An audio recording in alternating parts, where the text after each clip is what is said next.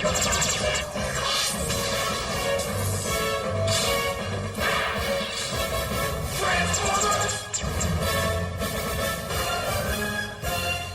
now, through the magic of the Cybernet Space Cube, the computer-enhanced podcast of the future, Transformers Slag Podcast.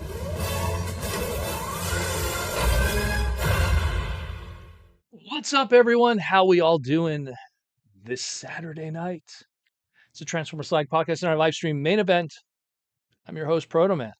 I'm the face that runs this place. I'm the voice you hear Monday to Friday, and it is Saturday.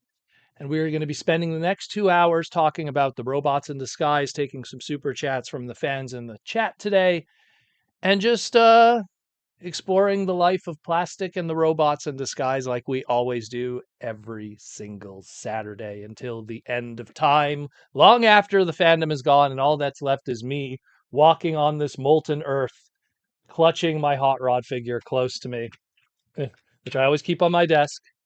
Close to me, like some kind of psychopath. How we all doing? So we're going to talk Transformers, but who do we got in the chat today? Let's see. We got some patrons and YouTube members, like always. We got the Twins Corner. I'm going to be seeing you guys in a couple of weeks. David Cabal, nice to see you as always, my brother. James Hopskin. Who else do we got? We got Volt, who's one of our patron members. We got Patrick Brown, YLagY, Princeton Phalanx 59. Will Murphy's back. Who else is here? T-Formers 2002, of course. Represent. Got to represent. Horned Owl's here. Transformatics is here. Joey is here. Roman is here. I was about to say, where's Ashnud? Ashnud's always in the chat. There's Ashnud. Everyone's here. We also got some new ones here. The Black Staff. Sounds big. In more ways than one, giggity. Timmy K. Esquire. Cringe McCringle is here. Mateus is here, one of my patrons. Eyes on Ace. Joshua. Wow, a lot of people rolling in today. So, we got a lot to cover. A lot of interesting stuff going on. Did a little funny video yesterday. I hope you guys appreciate that. It took me probably all of 2 hours to put together, but was still fun. Do you know I actually, for that video, YouTube told me I have to share monetization with Gynax because of the theme. Like, I wish I could show a screenshot of it. It says, your video is monetized, but it has to be shared monetization with Gynax because you're using the theme of an anime that you don't own the license to. Wild. YouTube is crazy. The things we got to do to get the word out sometimes. But let's talk about it. Knock the mic there. Let's talk about it. Let's jump into it. So we're going to start first with some repaints. I'm actually excited about these, but I'm a weirdo. We got the Transformers Bot Racers, taking two molds that we got, I want to say quite a few years ago in the case of the Bumblebee one. But two molds that, hey, we've got them in the past. One of them used to be a Whirl. One of them used to be a vanilla Bumblebee. And now we got here today two more new products. The rumor is, now that we've developed this a little more from when I first review, I think I talked about this news on Monday or Tuesday. I think it was a Tuesday segment. Supposedly this is an Amazon exclusive, and we're going to be covering another Amazon exclusive later today also. So it's something that I guess Amazon needs for their exclusives. It's a Starscream that turns into a Formula One car. What more could I ask for? You know, like, not since the Orochi and the Alternity line did we have a Starscream that transforms into a car. And that was what, 2013? Quite a few years ago. So, hey, it's a Starscream that turns into a Formula One car. That's all I need to know. You know, I'm actually quite interested in this only because I'm a sucker for Formula One vehicles. This is probably going to come up more later. But yeah, I like it. Does anyone know the price on this? Because I couldn't find prices. All I know is that it's going to be an Amazon exclusive and it's going to have like an August release date. Does anyone know the price on this? I'm assuming in that 30 to 35 range, based on the MSRP of individual Rescue Bot items, because these are both molds that came from the Rescue Bots Academy line. And I just want to build up my Formula One collection of these. But very cool. Very, very cool. Tree Fitty? I wish it was Tree Fitty. Get me some Tree Fitty on that. But very cool. I dig it. I mean, it is what it is. It's not super awesome, hyper-articulated, masterpiece level stuff. And it's not like the mid-tier stuff that we have in our Generations Legacy stuff. Really? 14.99 for this 2-pack? Impossible. Impossible. That is impossible. There's no way in hell it's that. 14.9 I think individually Rescue Bot stuff was like 14.97 at Walmart when I used to buy these. So that'd be pretty amazing if that's true, but I really doubt that. Hasbro's struggling right now and they're going to be giving this 2 for 1. I really doubt it. One thing I dig about it the most though is because I'm a big fan of Nitro Convoy. It's one of my favorite characters. And in the background of this box art, let me just zoom in on this if we can. On the back of the box art, you could see the Speedia logo on the guardrails of the racetrack there. So that's really cool that there's a nice little throwback to good old Speedia. Canadian Amazon is asking $20. Sold. If I'll just get the Starscream for $20. Look at that beauty. Sure, it's a repaint of Whirl, but I don't care. Amazing. If that's true, I'm going to Amazon. I'm pre-ordering that right now. That is fantastic. So either way, very cool little set. Again, doesn't speak to everybody, but just kind of a cool little thing. And Amazon has another exclusive later today that we'll talk about. So it looks like this is kind of a theme that's going to be going on for Amazon exclusives on the second half of 2025. But let's talk about Transformers 1 and getting some more Transformer 1 figures in a different way outside of Studio Series. And it's that of more blockies through their Galaxy Edition stuff. What's up, Decepticon for life? And we got Wave 2 now of Transformer 1 products. And what do we got here? What's kind of crazy? What's kind of crazy when you think about it? This Alita figure is the very first blocky female Transformer character. It took this long to get a female character. Where's RC? Where's old school Alita? Where is, give me a Nightbird. I'm surprised that it took this long to get one. But again, we find we have Alita. This is her cogless version. So at least that the core main cogless cast, the 4 of them, find we all have blockies. And I feel that while maybe blockies might not be for you as a hardcore collector, but if you want to have something that makes sense in your Transformer display with your Studio Series stuff, I think any cogless version of any characters in this blocky line is probably going to be the best version of them. And considering we have quite a few cogless versions of them also from Wave 1 with like the Ironhide and a few others, this might be a good go-to. So now we have Alita, and then of course with the previous wave we had the D16, the Orion Pax, the Bumblebee. We had the Ironhide in there. I'm pretty sure we'll get some other cogless guys at some point, maybe Jazz, maybe Prowl. So I dig it. I dig it a lot. I think they look great. And, I'm just surprised that the Galaxy version up to this point had no female characters. And finally, they finally have one, and it's Alita at least. So maybe when they do future ones, if it's G1 related, or dare I say some more animated throwbacks, we'll see some other characters. It'd be very, very cool. So awesome stuff. Again, we don't have a release date for these yet, but historically, when these blocky like reveals happen through Baidu and Weibo on the Chinese message boards, usually 2 to 3 months after that, these are become retail product you could pick up instantly. And again, primarily because if what we're looking at right here is the packaging. So that means this is already packaged up and ready to go. By the time you get to the packaging stage of any Transformer, that means it's either on the boat or all ready to go. And this isn't an on the boat scenario because blockies ship straight out of China. So very, very cool. I dig these. And again, anyone who's ever been to a TFCon, the blocky building community live there is quite intense and amazing. And I'm going to be hunting down quite a few of these because blockies are awesome. And speaking of awesome blockies, let's talk about the Action Edition. This is a little more my speed because let me just grab old Convoy here. I pulled them out for you guys, giggity. So Action Edition, which are hyper articulated, the individual hands articulated. They have like tons of joints, light up accessories, LED lights you could build. Like this is something that it's the highest end in terms of model kit building that you could do for Transformers up to this point, and that includes even the Flame Toy stuff. But still fairly simple. This is a straight build, no paint, Mind you, I use professional tools, but I mean, you could still use nail cutters, in my opinion. And now we have the action edition of Soundwave happening. And it looks like Soundwave is even going to be a step up from the Optimus and the Megatron. The Optimus and the Megatron had LED lights that were activated through a magnet found in the Autobot logo that you could tap on the figure. It looks like Soundwave's also going to have sound effects, rightfully so, with lines ripped straight from the show. At least that's what I believe, because judging by the lines that are provided here. But this is very cool. Also has LED lights for his head and stuff. He's going to come with a Cybertronian Episode 1 laser beak of More Meets the Eye Parts 1.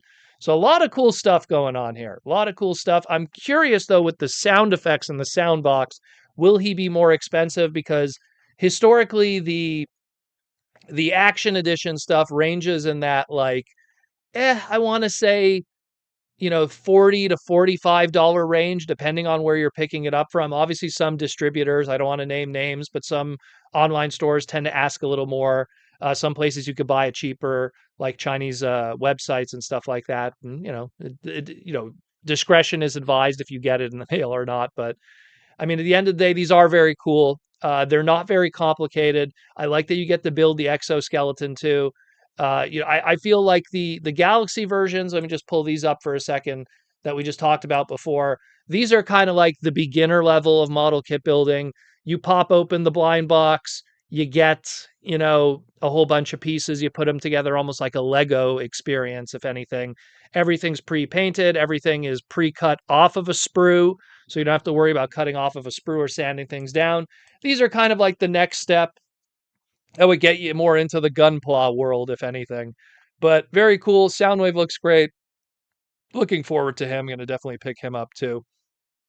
So very, very cool. Cringe McCringo. I'm sure Proto remembers me messing with blockies at TFCon LA.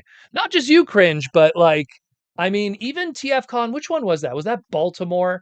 I remember one year, like, I think it was Baltimore. Like, I remember going to the bar and there was so many people just chilling at the bar at round tables, and people would buy a case of blockies for $30, which had 9 blockies in it, and they'd all split it across 9 people, and it would come to like, geez, I think it would come to like 250 a person or even cheaper than that. And everyone randomly got a blocky and then built it right there, and it was great. And if you were lucky, you got the chase blocky. Like, it was great. Yeah, that T-formers, yeah, Baltimore, it was everywhere. I remember like that, and it blew my mind, because as someone who's been building model kits for years, and Transformers kind of has had a weird history of model kits, because you had like the Kabaya kits in the early days, which were very simple. I called them candy toy kits in a lot of ways. Very simple kits, not too complicated. And then we got like this and that throughout the years, a little kit here and there. And now we have, through both Flame Toys and, of course, through Blockies, now we have like these more Gunpla level kits and stuff. But I find that the uh, the Blockies ones way more give me that vibe of building Gundams, where the Flame Toys ones, they're model kits in the same Gundam nature, but they also kind of do their own things. These are great. They're great. And if you get a chance to pick them up, don't be too scared to build them. They're really fun. They're really, really fun. So check that out, yo. Again, we don't have a pre-order date yet or a release date, but usually same thing with what I said before with the Galaxy Edition Transformer 1 stuff. When you have these kind of photos and they come straight from Blockies' website on Baidu and Weibo, yeah, this means we'll probably see it in the next 2 to 3 months minimum. I get a feeling by the time TFCon Toronto rolls around, like, the orders will already probably be up by then. So stay tuned for that. Don't quote me on it, but stay tuned for that. But the inner frame's great. Yeah, man, I love the inner frame. It just looks great. Just looks great. I'm kind of curious who they're going to do next now, because again, we've talked about it many times before. The old John Warden Legendary 7. So we got a Megatron, we got an Optimus, we got a Soundwave.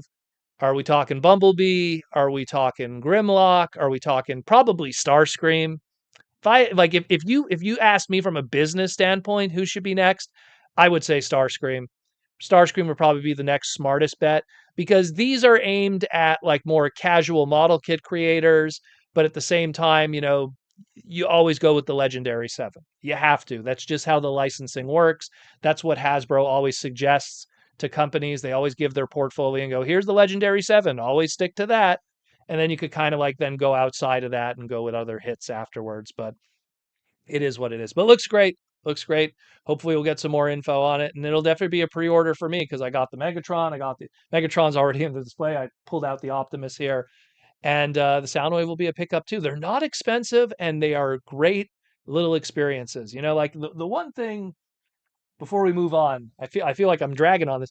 The one thing about model kits, as opposed to let's say Transformer action figures, is you could pick up a masterpiece or a much more complicated or high end Transformer, like even like a Studio Series 86 Optimus, and you might get a good half-hour experience out of it, messing with it, transforming it, posing it, taking photos and stuff. But model kits, you get a good 2-hour experience, 3-hour experience. And then afterwards, then messing with it and taking cool photography and the light up action. And, this one here had two different designs. You could do toy mode or G1 cartoon mode because you could do the orange eyes and different coloring and stuff like that. So, I mean, you get for like 40 to 50 bucks, depending on your region of purchase, you get your money's worth. I'll tell you that much. So very, very cool. Next up, let's talk about what I did yesterday and then some. Let's talk about the post from T Spark on their official website, along with what's going to be revealed next week in the Shinzuka Hobby Show at the Takara Tomy T Spark booth. They announced that for the 30th anniversary of Evangelion, shared with the 40th anniversary of Transformers in Japan, they will be doing a crossover again with Transformers. Now, if you watched my segment that I did yesterday, that funny little musical number of the Cruel Angel Thesis, uh, Transformers and Ava have already had a bit of a relationship of product. They did the Masterpiece MP10 Ava Convoy back in 2013, and then they did, excuse me, in 2014, and then they did the Q Transformers 3-pack, and then the individual Halloween edition of the Ava Unit 1 back in 2015. So they had fun doing that. And again, if you look at those dates, 2014, 2015, they were doing those during anniversaries of Ava for its anniversaries back then. So 20th anniversaries specifically back then. So now we're coming up on, we're in 2025 going into 2026. And so they want to do another anniversary product for Evangelion with Transformers. And Hideaki Anno loves his Transformers, so who's the creator of Evangelion. So this project is going to do another crossover. We don't know what it's going to be, how it's going to be implicated, previously existing molds or brand new tooling. But the funny thing is, when you look at it, if you're a mecha fan, it's amazing in the past year alone how many different stuff have like crossed over with Transformers if you're just a mecha fan. Macross has done a crossover. We had Godzilla with Mecha Godzilla stuff getting a crossover.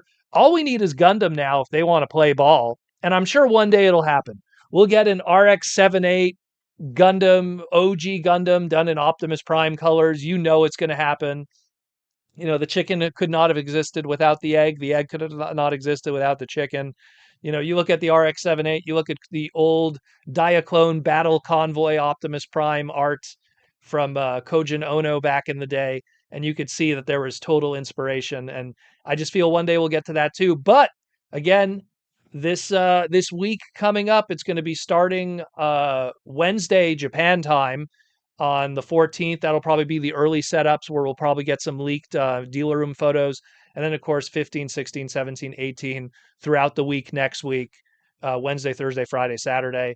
We will have a whole bunch of photos of this brand new Evangelion crossover line through the T-Spark, which is their high-end. T-Spark is what Takara uses for their high-end collector line and stuff. I mean, oh, geez, I just remembered now we have the Transformers Zoids crossover. I mean, if you were a model, I'm telling you, if you were a model kit builder in the 90s or the early 2000s of any of these brands, with the exception of Gundam, now you're like living the dream. Macross, Zoids, like Mecha Godzilla. And now you got Evangelion, which is 90s as hell. It's crazy when you think about it. It's so crazy. But yeah, check it out. Very, very cool. And hopefully, again, we'll have these images for you to talk about maybe on the Transformer Tuesday or something. Tuesday is going to be quite an interesting day. We'll get into that in a moment because we have other stuff too. And then here's this other Amazon exclusive. So we have another Amazon exclusive that dropped. And again, it's another repaint of previously existing gimmick based Transformer mainline product. This is called the Transformers Crash Combine Heroes 2-pack, an Amazon exclusive that is retailing for $19.99 and release August 1st, 2025.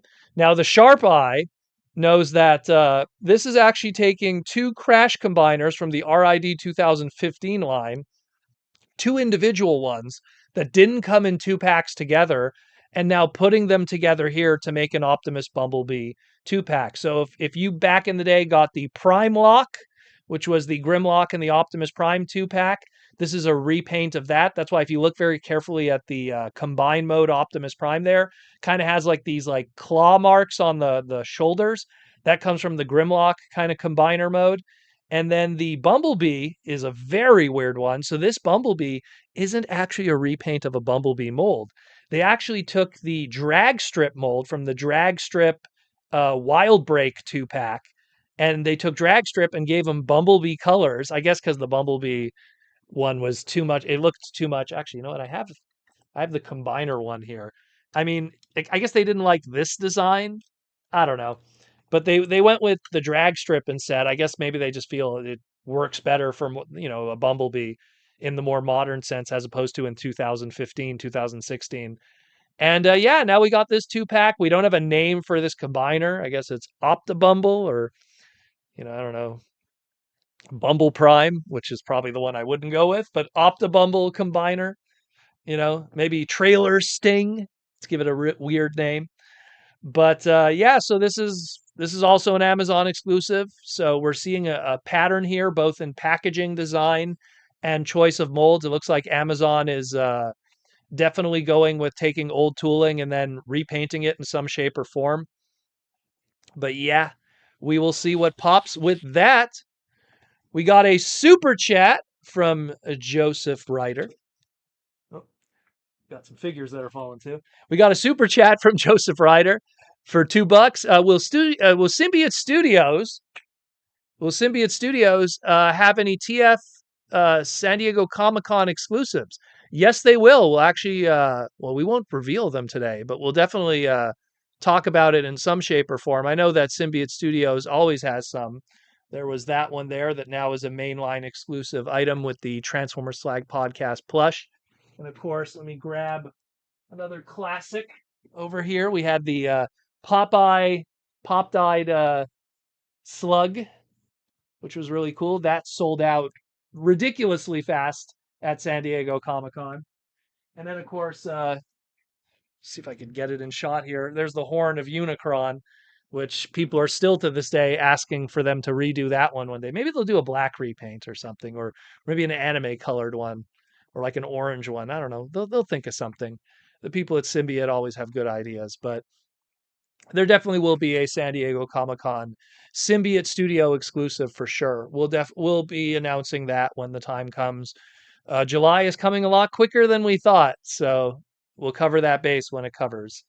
Joseph. Last thing we're going to cover on top of this, thank you for the super chat, is also next week. Just a reminder for people, it'll be Tuesday, Transformer Tuesday on the 13th, May 13th, 9 p.m. America time. But here, of course, it'll be May 14th, Wednesday at 10 a.m. Japan time. The fourth episode of Transformers Wild King will be debuting. And we'll finally get to know what's popping with Ignite Leo and Spirit Turan and what's going on with that. And why is he with the Dino tribe? And why did he betray the Mammal tribe? So we'll find out what's popping with that. So again, reminder, on Tuesday, we will be getting a new Transformers Wild King episode. So stay tuned for that. Maybe we'll see some new characters in that one too, and some new toy reveals and everything like that. And the last thing we're going to be covering, because my goodness, the drama that was going on this week and the conversations I didn't even want to engage in. Let's talk about the money talk. Um, yeah, there's been a lot of stuff going on. There's been a lot of discussions in terms of pricing and everything. And I've been talking with people within the industry. I'm pretty sure you could take a guess with a few of those of who they are. And right now, all I could say pretty much is don't freak out just yet. There is a very concentrated effort going on behind the scenes by big companies. I don't even want to say the names. We could probably take a guess, but I don't want to be liable for those words. But big companies are making an effort behind the scene right now to try to get uh, toys be put on a special list of avoidance of being subject to tariffs.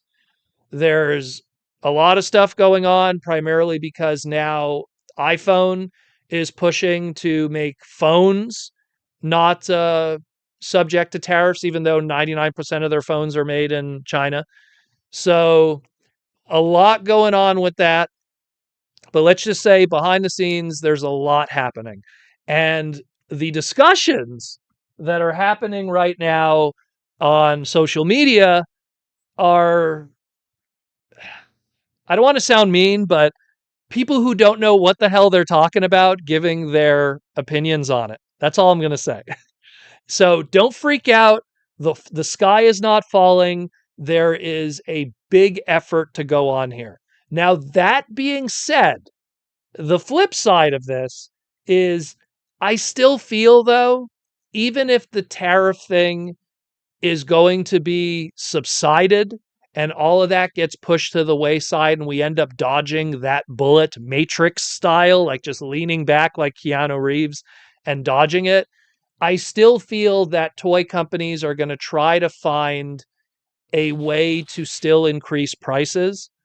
Um, in the same way that, we went through inflation in 2020 and they said, oh, it's inflation. We're going through inflation in 2020. We had a price jump in 2020 across all of our price points and transformers.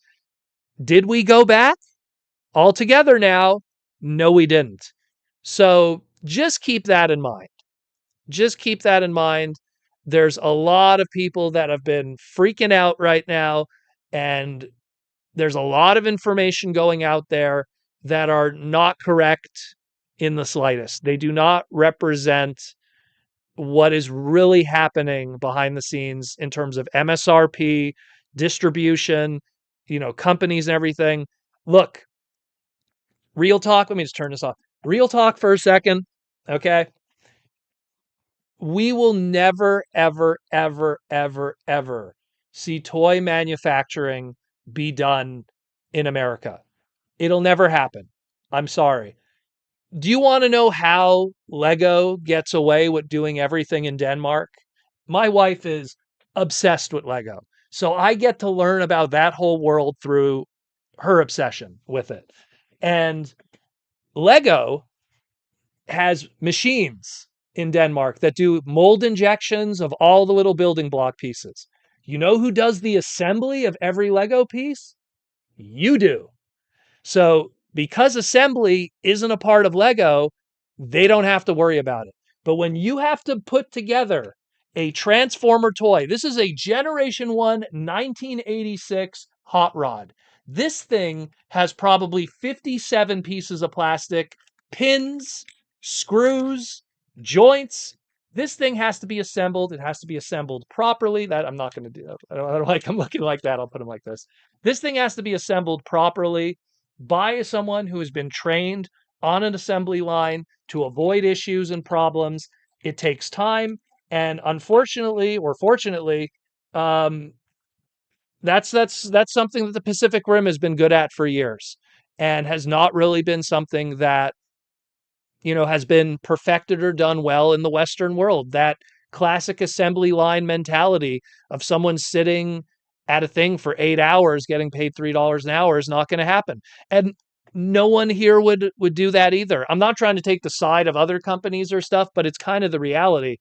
And it's something that it won't happen. And the reason why I bring all of this up in this huge rant is it's never going to be moved. And because it'll never be moved, at some point, the tariff thing won't be a discussion anymore, and then we'll be back to business. Now, the question is all this tariff talk going to lead to price increases? I hope not. And I just hope companies are transparent and honest with each other that once the tariff conversation doesn't exist anymore, we could get back to just doing business like we always do. I do agree with Rudy Mack that sometimes they could use it as a scapegoat. I know it is. Look, again, look what happened with inflation in 2020. We went in this huge sky is falling. It's the end of the world. Oh my God, inflation, this and that, costs of living. Look, the economy, blah, blah, blah, all this stuff. That's all over now. But yet, those prices remained. So, to quote this guy right here, what's his? I want everyone together to write in the chat. What is Hot Rod's tech spec quote? What is my boy's tech spec quote that we should all live by? Everyone should live by what Hot Rod says in his tech spec quote. What is it? I'll give a shout out to whoever says it first. I'll give a shout out to whoever says it first. Right. Symbiote Studio plushes would be 60 instead of 29 if they were made fully in the USA. Autovolt said it. Actions speak louder than words. And you should live by that, which is companies could say whatever they want.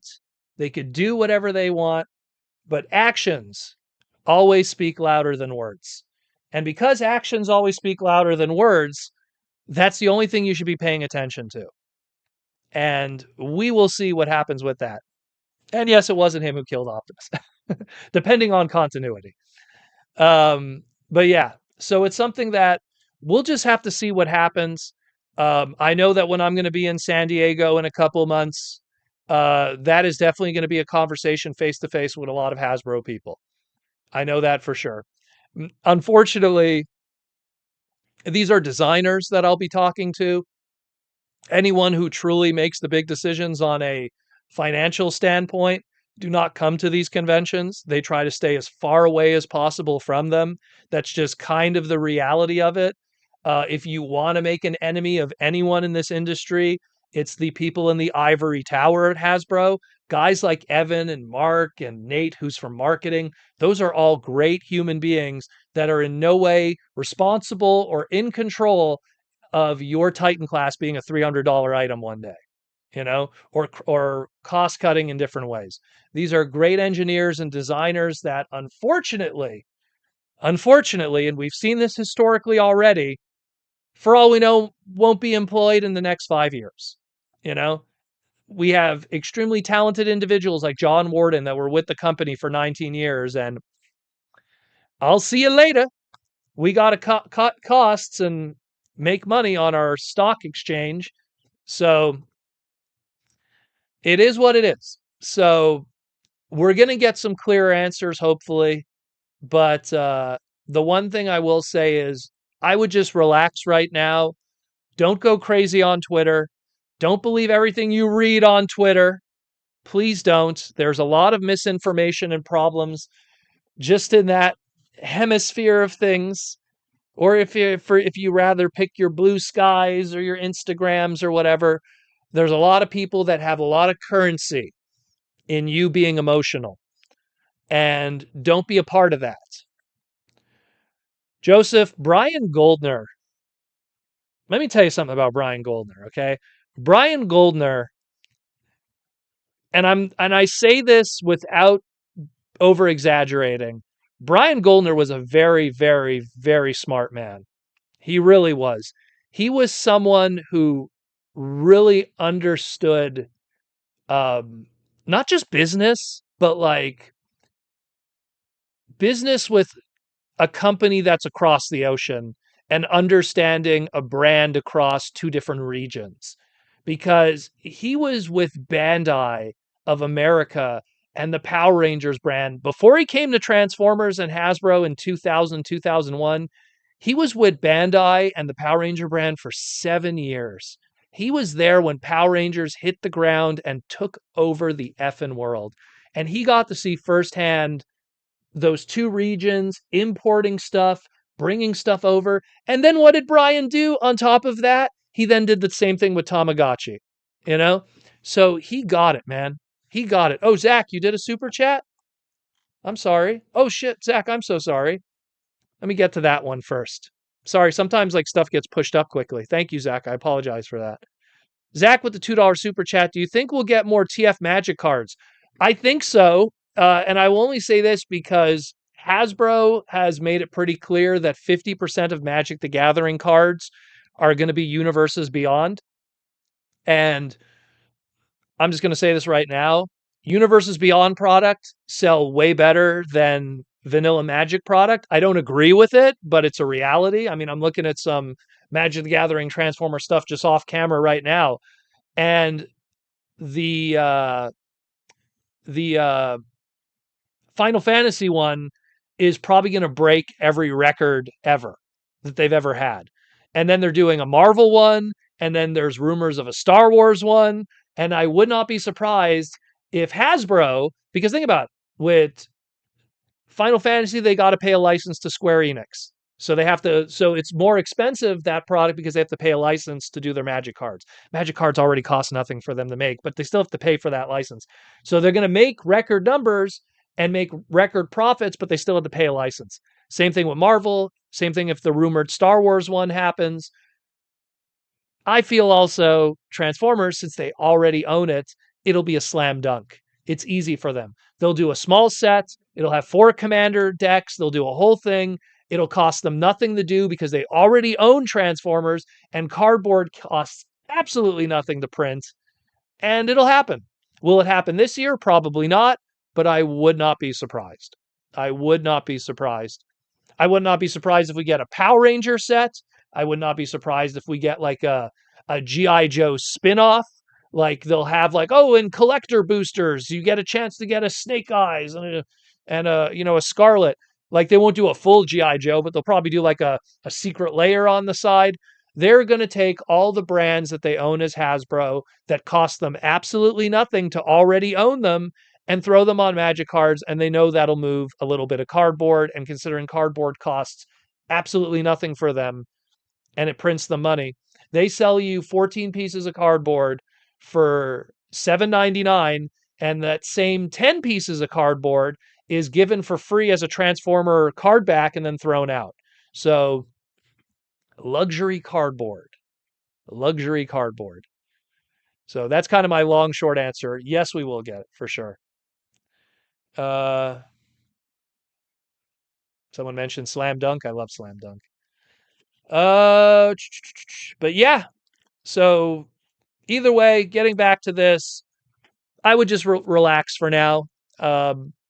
There's just too much fugazi going on out there, for lack of better words. It's so crazy what's happening right now on social media, and the infighting that's going on, the politics discussion that's going on. Someone showed me there's an individual on Twitter that's documenting the political beliefs of all major influencers in the Transformer world.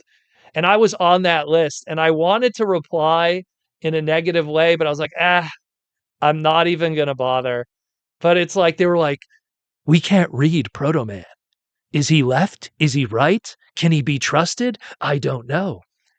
I'm an alien from the planet Gorzamak, and I don't care about left or right. I'm here to take over the world through toys. Do you know every time you buy a Transformer toy, I have brainwashed you slowly? Do you know why we have over 100 people watching me chat for the next 2 hours? Because I've won.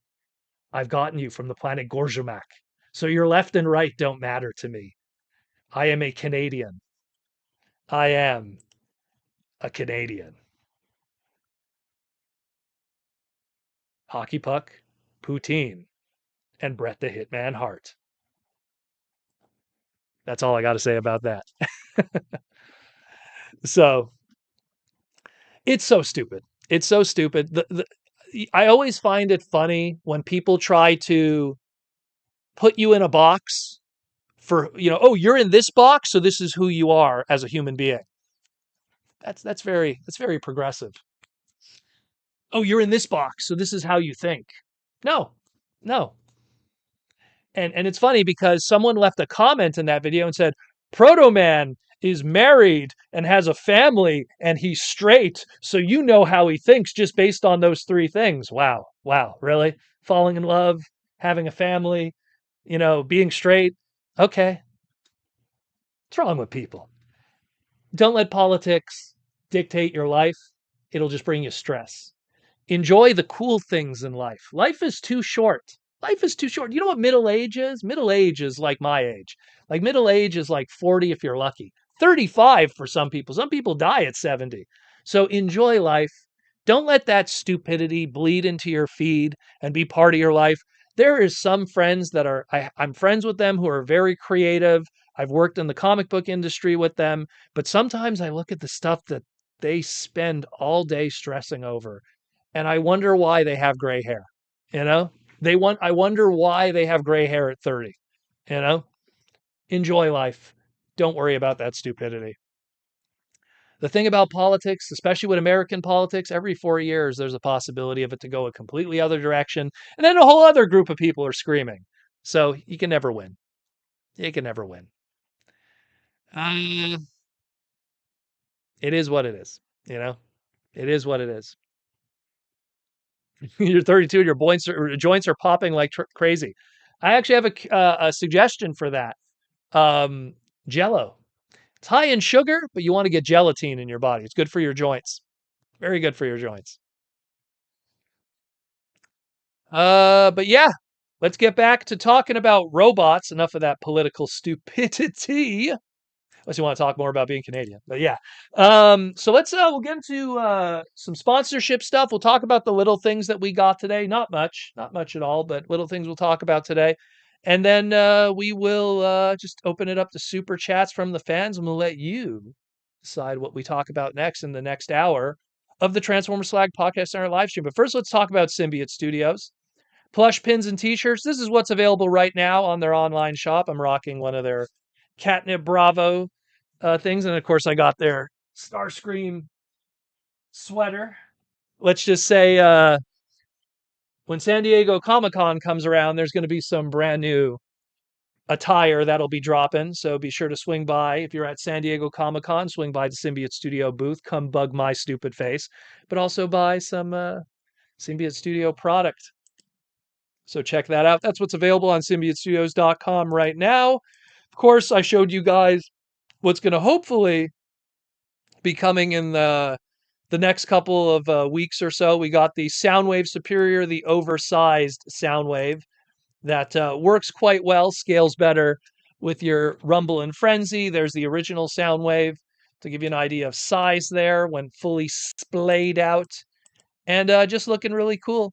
Looking really cool. So that'll also be coming very, very soon, as well as a whole bunch of other product, such as the pillow collection. Get the Autobot or Decepticon pillows. I know I'm going to get that for my living room. Right now, the pillows I have in the living room are like something I got like from a Chinese supermarket when we went to Toronto. We found these like nice like cat pillows and stuff, so we got those, and it's time to replace them. Get some nice Autobot and Decepticon pillows from Symbiote Studios there. So again, check those out. Those are on their way, as well as restock of both the Transformer Slag podcast Slag. We got the Grimlock that's coming. We got a restock of the Rumble and Frenzy to go with the Soundwave. All this stuff is going to be coming in May to late May, so stay tuned for that. Symbiote is all about them stupid faces. Well, that's one right here. And again, still more to come. Again, if you look at the bottom there, the convention exclusive, stay tuned for that. It's going to be pretty hype. Probably going to sell out very quickly, but that's just the name of the game with San Diego. So if you have someone on the inside, get them that San Diego Comic-Con exclusive plush. Of course, we already have the Starscream Catnip Bravo that was shown at TFCon, and a lucky few were able to pick it up. So that hopefully will also be available by the time of SDCC, as well as some other items too. So stay tuned for that. And here on the Transformer Slag podcast, we'll keep you updated on the plush, the pins, and the t-shirts from Symbiote Studios, as well as all their other stuff. Check all those out too. And of course, their My Little Pony collection and all your Hasbro needs. Thank you, Symbiote Studios, for sponsoring this segment and sending some cool clothes. I mean, did you know? Fun fact, if not for Symbiote Studios, I'd be naked. I'd have no clothing. And I'm sure you people would hate that. The Toy Armada with Aaron Archer, speaking of naked, no, the Toy Armada with Aaron Archer. Be sure to check that out. Me and Aaron we're still trying to work on recording a segment. Just recently, Skype has closed shop down, so we've had to move our recording operations to Microsoft Teams. Uh, it's kind of delayed Microsoft Teams. I'm not a fan of the quality of their stuff. The one thing about Skype that I liked was there was less of a delay when you're talking. And I mean, that's why I avoid Discord for any kind of recording, because I find there's a huge delay. And the last thing I hate is when you do a discussion podcast where it sounds like you're talking over each other when you really aren't. So we're going to record a new segment soon. 100% there'll be something done before TFCon Toronto and San Diego Comic-Con, so stay tuned for that. But in the meantime, check out the Toy Armada with Aaron Archer. It's a whole different separate channel here on YouTube, but it's me and Hasbro's Aaron Archer talking about the toy industry, breaking down some of the greatest hits and how they were put together. A lot of really, really cool stuff going on there. What are you saying there, Joseph? People are now petitioning for Symbiote to go out of business so they get a Naked Pro. No, I hope not. I hope not. Gosh, I hope not. What's up, Larry? OnlyFans stream? Oh gosh, I hope not. When the day comes when I have OnlyFans, shoot me. And then of course, Aaron Archer also has. These are some new additions. Last week we showed some of the past ones. They have been sold since then. On the top left, we have a brand new comic book cover painting. These are all Posca paintings done on classic mini comics of Armada and Energon. They are all available on archermonster.com/shop. Aaron Archer's personal website, where you could get some one of a kind pieces of Transformer product from the man himself who designed these guys. So if you want to own a kicker, I'm surprised that kicker one still hasn't sold yet. But if you want to own a kicker on a comic book cover, one of a kind painted piece, go check it out at archermonster.com/shop. Check that out, yo. And of course, speaking of HasLab madness, binstudios.iwarp.com. If you want to turn your HasLab Unicron into a second one without having to buy a second one, buy their upgrade kit. They have a great video showing you how to install it and everything. Great stuff. And they have their ring set. They have their wing set. You could decide how you want to display it. I'm telling you, I have one of these kits and I can't even tell from far away which is the one that's the real one and which one isn't. So check that out again, binstudios.iwarp.com. And thank you, Bin Studios, for sponsoring this segment. And last but not least, sponsored by me, because time is running thin. But on June 18th, 2025, my comic book Transformers is one part of my life, but the other is Mega Man. That's where Proto Man as a name came from. Mega Man X Timelines issue number 1 will be dropping June 18th, 2025.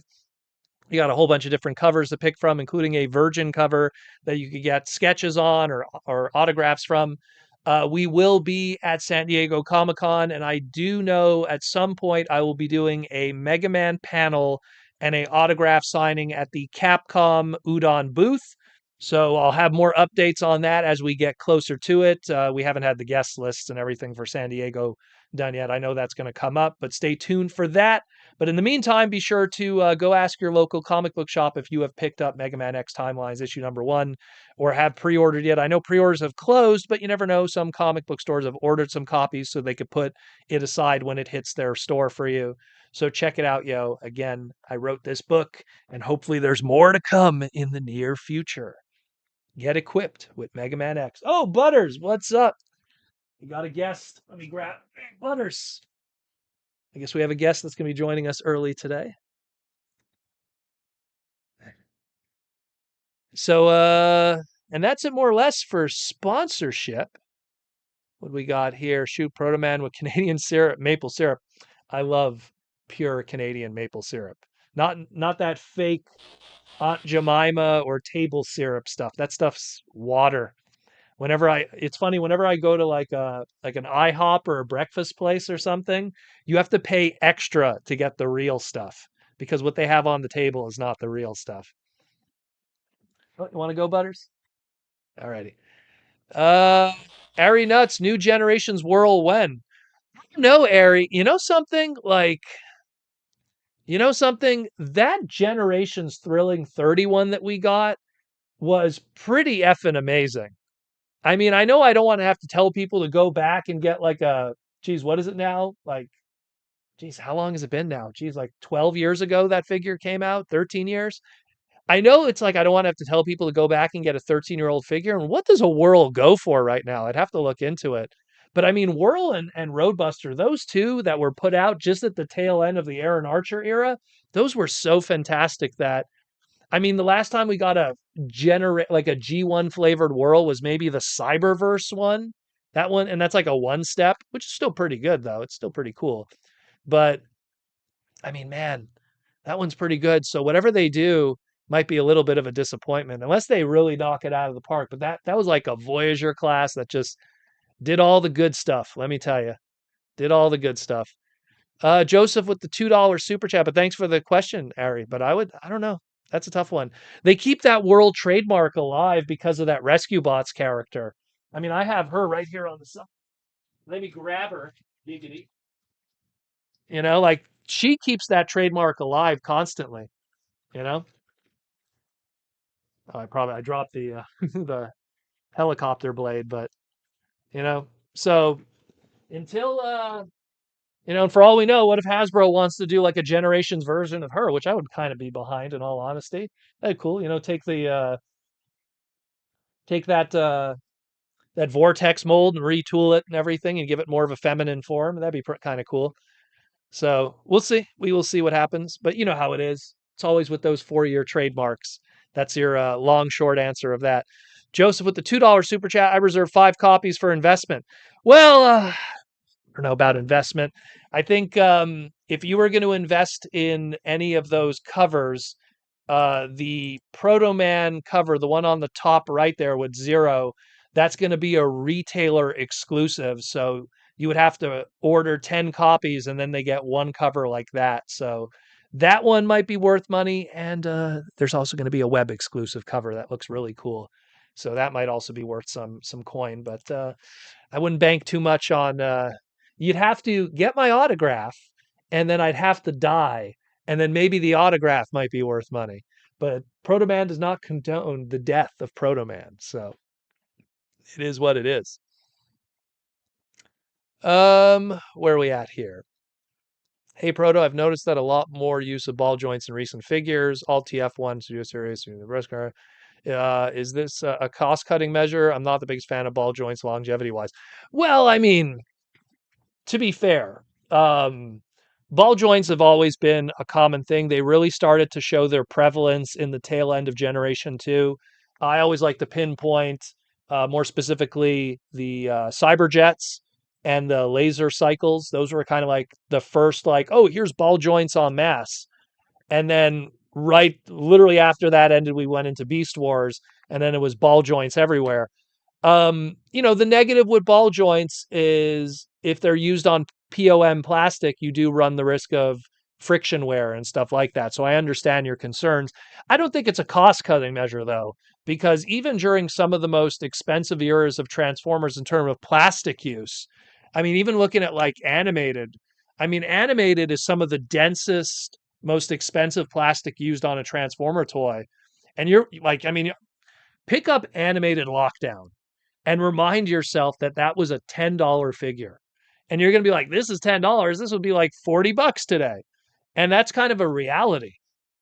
And that was like, he had ball joints in certain areas. And it's just, I don't think it's a cost cutting measure. Ball joints are used more as an engineering concept.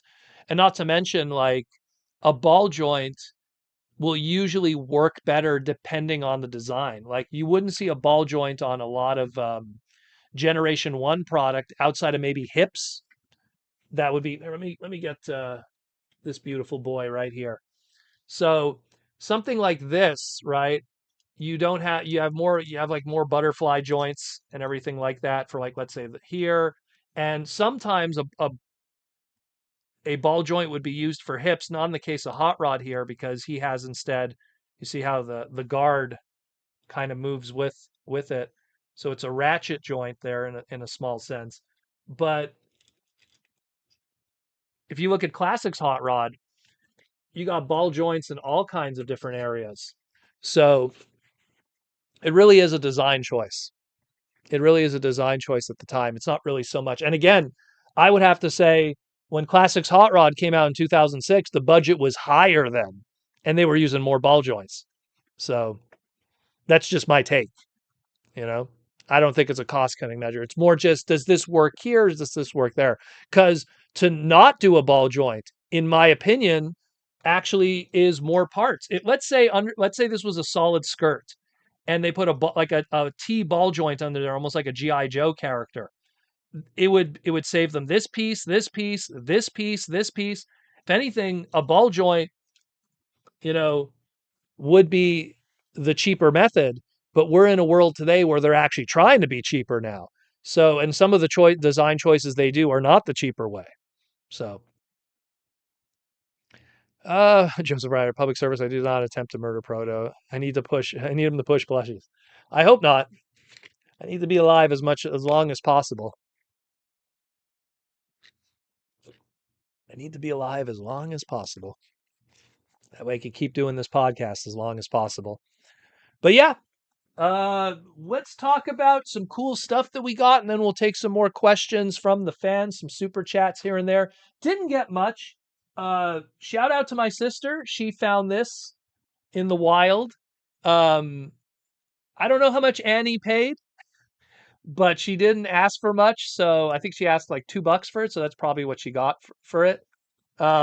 It's a ultimate spin changer Cyberverse Shockwave. I never had him. These guys are notorious for breaking out of the box. It's a design flaw, unfortunately, because of the spin changer technology and the Energon armor. Um, but yeah, hey, I'll take it for $2 instead of its MSRP of $40. And I love Shockwave. He's my favorite Decepticon. So very, very cool. Thank you, Annie, for finding that. Very, very cool. She found that at a garage sale, I think. Um, and yeah, the only other thing that we picked up, my wife went a little crazy and bought a whole bunch of Lego. They were a whole bunch of like clearance on stuff again because Toys R Us is dying here in Canada, except for there's going to be 20% of their locations left by the end of this month. So she got some Spider-Man stuff. She got some. This one's cool. This Ninjago one actually, it kind of looks like it's like a Transformer almost. It's got like different modes there and everything. She got that one, and then she got all of these Formula One like minifig thingies, these blind pack ones, which apparently she used like a code on her phone to get them all. So she got all of those too. So she crazy. Let's just say Proto Man was one of the few times that she definitely spent more money than I did on toys because I didn't buy anything this weekend. There was just nothing. Toys R Us is dead. Walmart had nothing. I once again went to Walmart, and then if you know Age of the Primes items, if you look at the top of the box, original 13 characters have gold in their names, and regular characters just have silver. So I right away went to the Age of the Prime section looking for Prima. Prima? Nope, no Prima. So yet and again, another week of no Prima. And they just had the aerial bots and Wasp and no Solus Prime either. So another week of wait. It's funny, every time I see Red Alert, but I never see Prima. So hopefully I'll find them next week and we'll see. Next week. And that's it, more or less. Didn't get much else. Didn't get much else, unfortunately. Got little things here and there in terms of trading card stuff, but nothing that would interest you guys. Mostly just sports card stuff, little dollar bin stuff that I picked up at my local card store. So, but yeah, hopefully I'll find Prima at some point in the wild. and pick him up. He's the only one that I want to get with the box. Like I don't mind buying stuff loose complete later on. Like Solus, if I get Solus loose complete later on for $20 flat, I'll be happy. Someone will buy it and get rid of it, and it'll be on a message board, and I'll pay for it and then pick it up. Or I'll go to a TF Con and someone will have it loose on their table because Solus is a wave one Age of the Primes item. That means there's going to be plenty of her in the secondary market. So I'm in no rush to pick her up for full price, especially Canadian prices. But Prima, I don't mind paying full MSRP as long as I could get it in a nice minty box. I want to have it as a display piece because it's the first. He's the first. So I want to get him for sure. For sure, for sure. I would get, just to mention here, Autovote, I would get him off of Amazon Prime, but that's Amazon Prime USA. And then they charge duty crossing to send it to me. And then there's expensive shipping because whenever the United States ships to Canada, Canada is located on the moon, apparently. So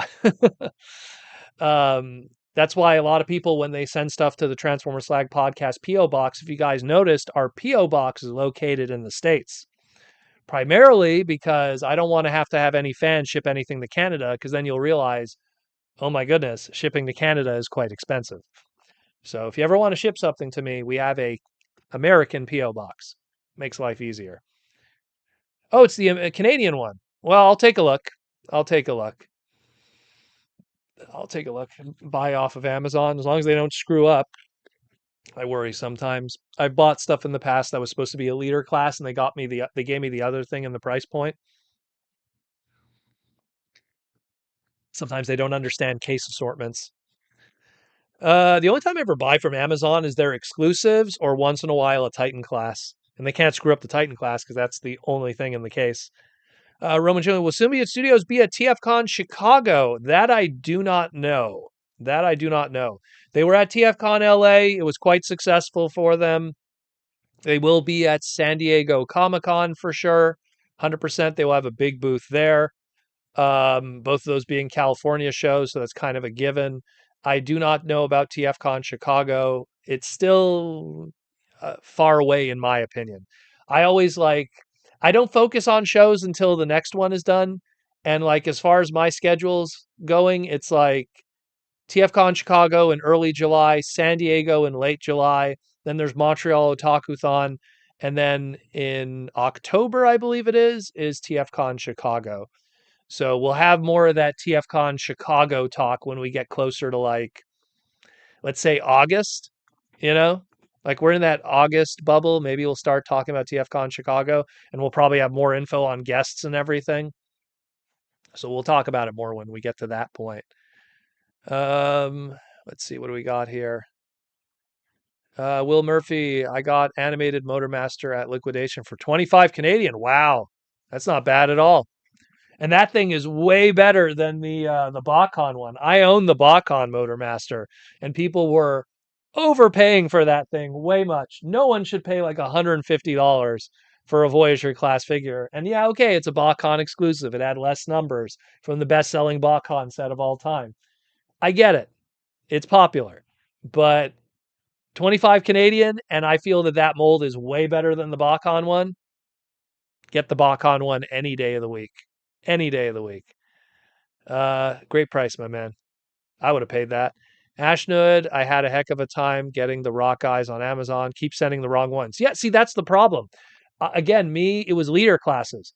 I would buy oh, hey, leaders are on sale and I could get this guy. And I'd order it and then they'd give me the other guy in the case. Because the Amazon employees, they're just rushed. They just have to get it and ship it out as soon as possible. And I don't blame them. They're in that warehouse situation where time is money. So the screw ups happen because they're forced to rush so quickly.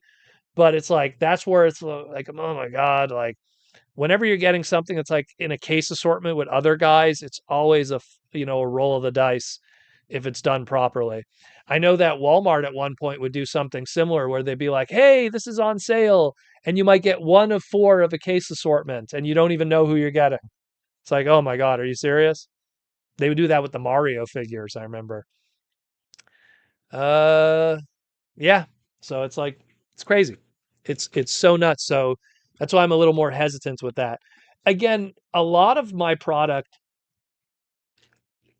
that I pick up, I wait for it when it goes on crazy clearance, like number one, Hasbro Pulse. All of a sudden, they do some crazy liquidation, so they're notorious for that. Sometimes online stores will do that. Uh, uh, they're not sponsored, but like an Earth Entertainment or Big Bad Toy Store, if they're doing some crazy blowout, and I'm never worried about Wave One product. Wave One product is always plentiful, and it always will be plentiful. And when you go to three TF cons a year, and those three TF cons a year, there's always guys that are liquidating parts of their collection, loose complete. How many people have like glory stories of going to TF Con and go, oh my God, I picked up this, and that. And it was like, I got deluxes for 5, Voyagers for 10, leaders for 20. Yeah, Titans, they hold their value. So people will still probably pay 3 digits for a Titan class. But like a lot of times, the lower end stuff you get really cheap, and you just got to kind of hunt for it. Um, T-Formers 2002. Pulse strangely hasn't had a crazy store-wide clearance in a while. Well, I think also, you know, we the last time we saw one was I think 2022, if I remember correctly. And then they also had to kind of change their strategy of case assortments, how much product was put out. Think about it too. They had a lot less inventory going out because of the big V. So they didn't have a lot of stuff sitting, you know. We'll see what happens. I mean, we're going to be entering a very new and interesting era when it comes to toy products. And I find that, and we've had these discussions before here on the live stream. I find that toy companies are probably going to have to dial it back in how much they make. I almost feel like I want to do a segment about it because I swear I lie in bed and I think about it. I'm like, man, like I really want to do a whole segment talking about like how different Hasbro tackles Transformers now in terms of like a mainstream engagement as opposed to what we used to have. Like, no joke, if the Transformers 2007 movie came out today, our line would have been Fast Action Battlers. If anyone remembers those, it would be a line of Fast Action Battlers, Gravity Bots, Bumpin' Battlers, which are those pop up ones.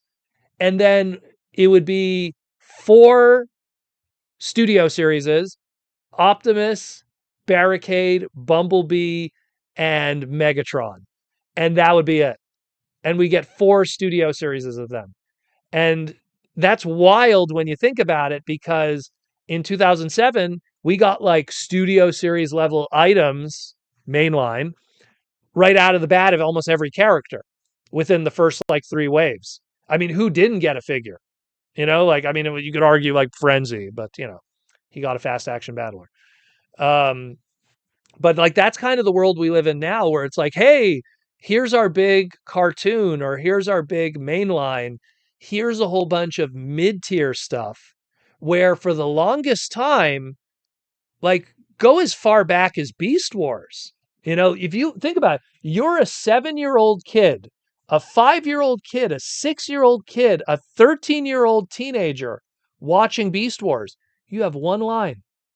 Cheetor's in that one line. There's no gimmicky Cheetor. There's no complex studio series Cheetor. There's just Cheetor, and it's the one Cheetor, and it's your best Cheetor. And then you fast forward to Armada, and it's the same thing. Oh, you like Hot Shot? There's one Hot Shot, and that's it. And that was success for years and years and years.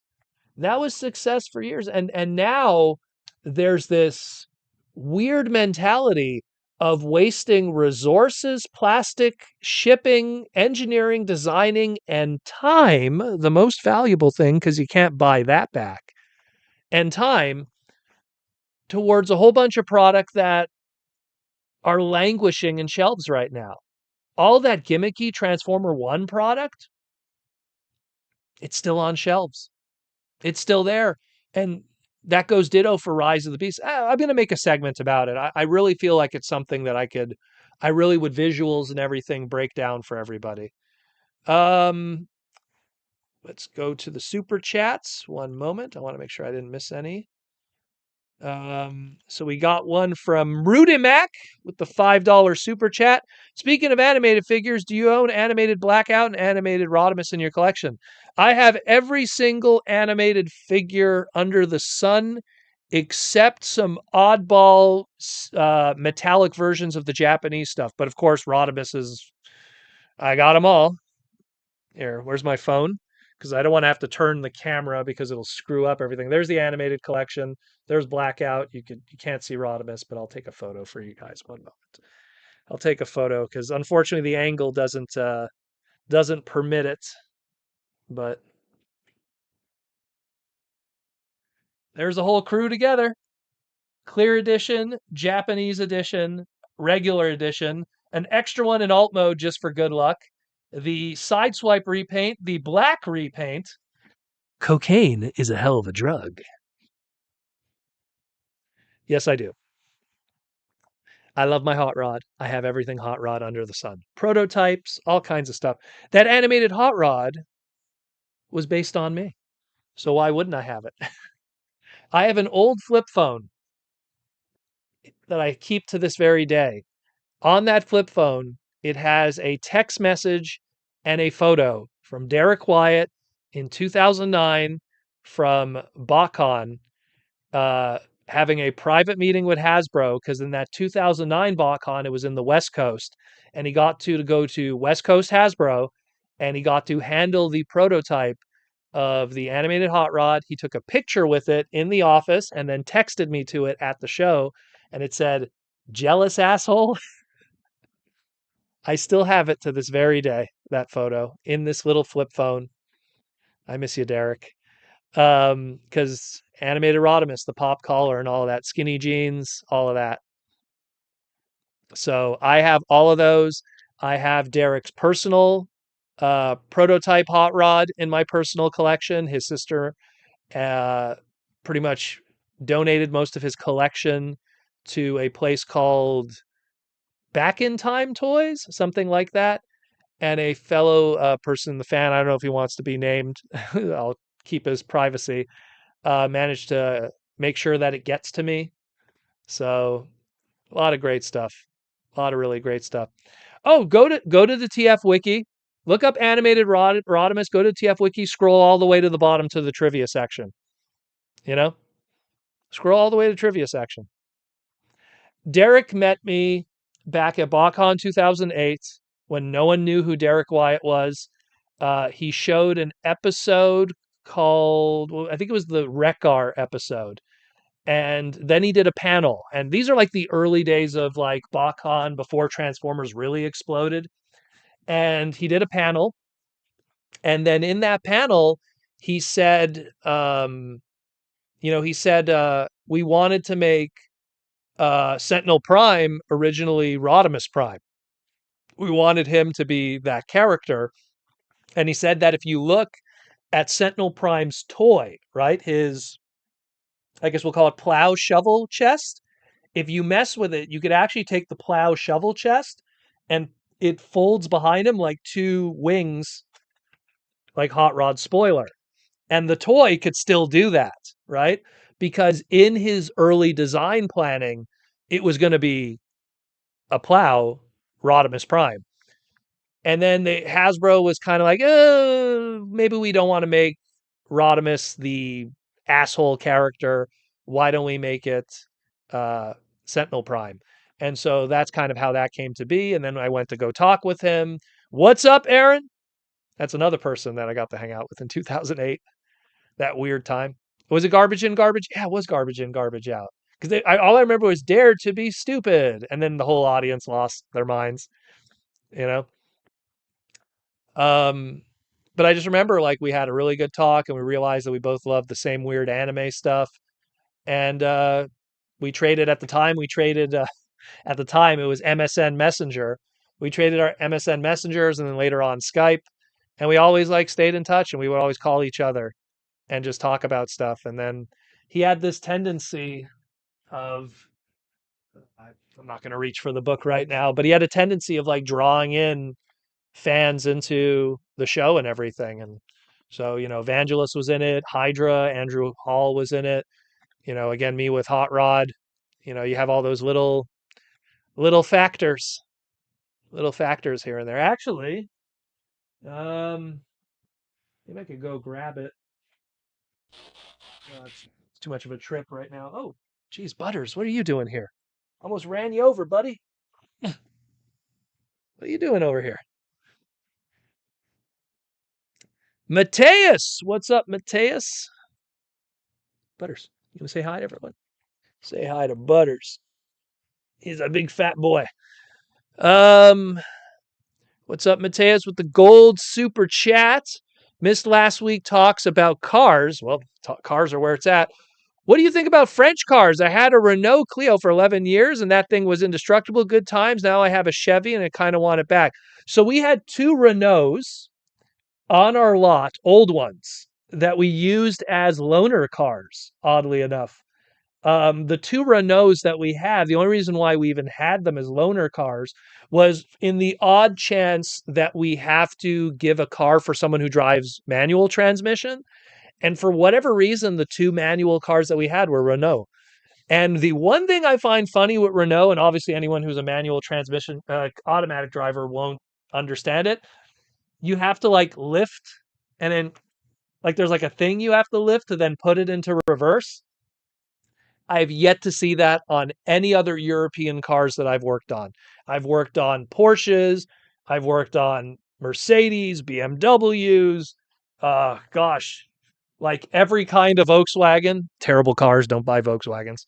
There's Volkswagen literally did a whole commercial campaign to try to cover up the fact how bad their cars are. Take it from me, a mechanic of over 20 years who've worked on Volkswagens and European cars, don't buy a Volkswagen. Um, but yeah, Renaults are not bad. I just don't have a lot of experience with them because they're not very common in the Western world. Like the chances of you seeing one on an American or Canadian highway are very rare. It's just that I work for a BMW dealership and we deal in BMWs, Mercedes, Porsche, and the odd other European car, a Volkswagen, a this, or that.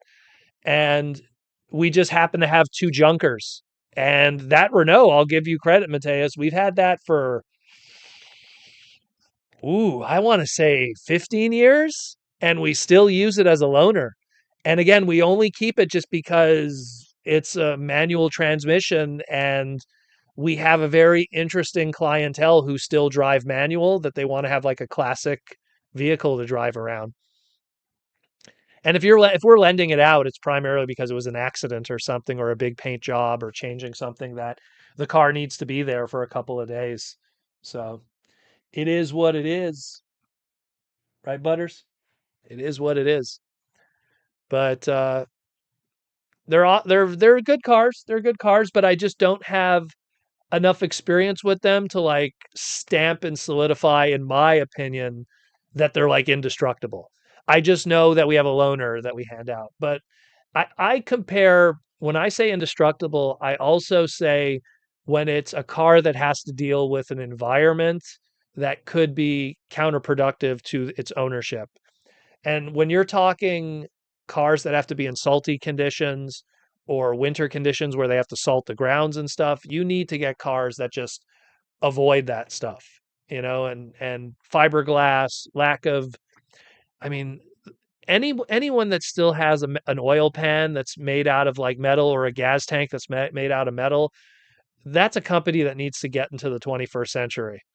There's some companies that are just bad with that, but they're not terrible. But again, I don't have enough experience with them because you don't see them. It's kind of like a Peugeot, which is another French car.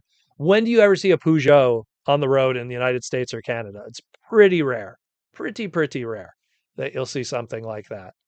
So, hope that kind of answers that. Everyone's like, "Oh my God, he's talking about cars again." But yeah, free advice. If you ever have any car questions, I'm always glad to help. Always glad to help. I actually, again, just recently, just recently, and I'm kind of curious because this is a question that even most non-car owners could answer. So I got a message from one of my buddies, and he asked me the question. I'll read it to you guys, and then I want to see what you guys answer. Okay? I want to see what you guys answer because it's a simple question. Hey Daniel, I was driving my car today, and it's the first week of summer, and I was running the air conditioning. And then after coming back from work, I parked my car. I came back an hour later, and then I drove it out of my driveway, and I noticed a puddle under the vehicle. I checked the puddle and I touched it, and it didn't have any smell, but it was clear. What is that fluid? Now, what is the answer it should be? What do you think the answer is to that? This is a Montrealer, by the way, so he should probably know this, so, but again, I get that kind of stuff all the time. And it'll be a learning experience for you guys who don't know what the answer is. So, what is that clear puddle under the vehicle? Very good, Ash. Condensation. So, when you are running your air conditioner, um, before we go to the car, let's talk about air conditioners that you have in a window. An air conditioner in a window, condensation, water, both correct. So when you have an air conditioner in a window, it takes the heat and moisture from inside your house and it blows it outside. There's a bleed valve on the outside of an air conditioner, which bleeds out that condensation. So it's the same thing with a car. You drive around your car all day, you're running the air conditioner, it is humid as F outside. When you go to park your car, blip, blip, blip, it drips it on your driveway. It does not affect your driveway, it's water. It's literally sweat and heat. That's all it is. So next time you see that, don't worry. It's not your brake lines. It's not your what do you call it? Your coolant. It's not your uh, antifreeze. It's not your brake fluid. It's not your anything of that manner. Even for the odd case if someone has a leaking power steering fluid, you know. Mikey and Louie, what's up? Just plain old water. So just for any of you new car guys there. Wife says water. There you go, Ashnod. That's and it's hilarious too, because when I read that, but he's a new driver and people get scared, they worry. They watch movies their whole life and they go, "Oh, there's a pile of fluid under my car. Someone snipped my brake lines." So, Mikey Louie, has the world ended yet? Oh my God, I could have won a bet. Protos talk about cars again. What about blinker fluid? You know what, guys? And this is a reality. There, you will encounter mechanics that will try to rip you off. It does happen. You won't get ripped off at professional places. Those places have standards and they don't want to get known for being ripped off. Smaller garages, it has to be a good garage mechanic. There's great small garage mechanics that you could trust. There's equally guys that are trying to make money. I've seen both sides of it. So we don't come here for reality. So then ask some Transformer questions. I'll gladly answer Transformer questions. I follow what people want me to talk about, you know? I follow what people want to talk about, you know? But, so always be wary of that. There's a lot of sketchy guys that try to make money, you know? $1,000 job off of jobs that probably would only be $300, and I see that all the time because mechanics can make a lot of money off of people who are desperate because the reality is, and I said this last week too, people rely on their cars to survive. They rely on their vehicles to get to work. They rely on their vehicles to get their groceries and get food and pick up their kids or, all these things. And some people, they end up in a situation where it's like if they don't pay for it, you know, I wouldn't call them scalpers. They're just ripping people off. They're just, a job that should be $40, they're asking 400, you know? So, and you as a customer, you have an option. You could go elsewhere. Where with scalpers, sometimes you don't have options initially, anyhow. Mikey Louie, do you think the possibility of doing the 13 show since the toys are coming? I would honestly, honest to God, I have literally sat down and thought about many times talking to Skybound in person at San Diego and pitching them writing me, writing an original 13 origin story miniseries and going like, I am down to do that. No joke. Like that's some like thing that's been crossing my mind a lot.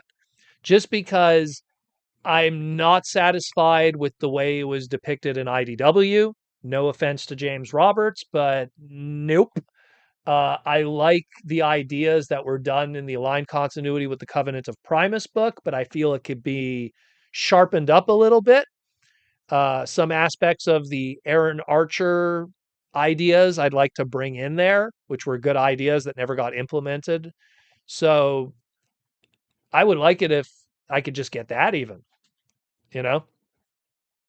That's kind of the way I see it. Airy Nuts, thoughts on the He-Man crossover? Which one? The did we get the reveal for the He-Man crossover yet?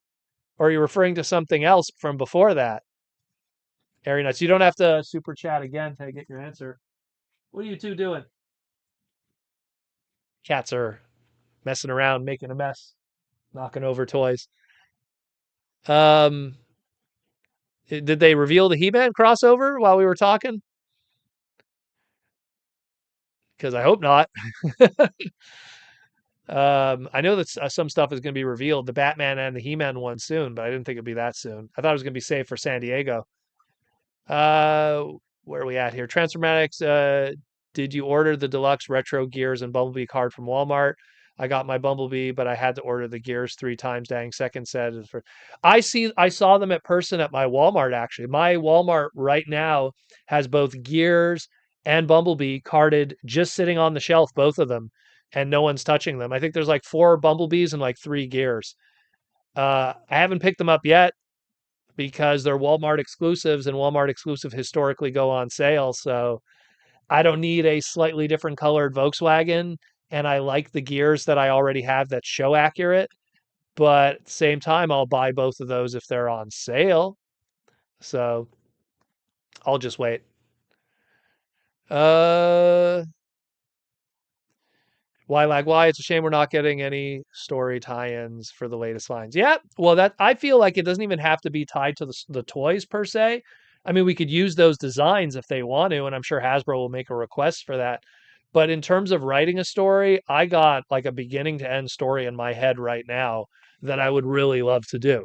I would really, really, really love to do. And I just hope that it won't conflict with my Mega Man schedule. But I mean, it's something I'm going to pitch to them.